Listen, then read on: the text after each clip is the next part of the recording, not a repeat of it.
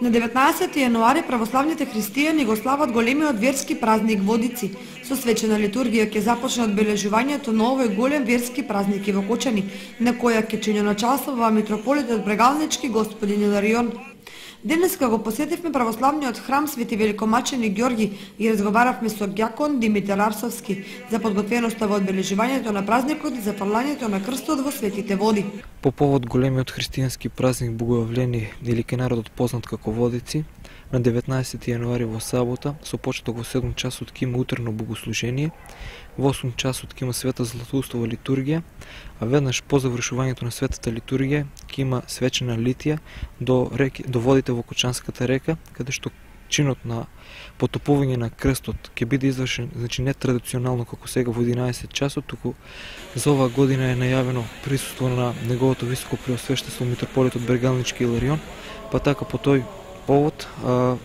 потопувањето на честниот крст ќе биде во 12 часот. Како секоја година, така и ова заинтересираноста на православните христијани многу голема, има пријавено доста кандидати. Од православната црква Свети Великомаченик Ѓорги со апел до граѓаните кои се пријавени за овој свет чин. Свештенството при храмот Свети Великомаченик Ѓорги од Кочани апелира, значи до сите кандидати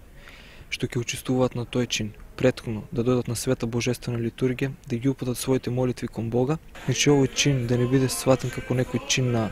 забава или како чин од кој што може материјално да се профитира,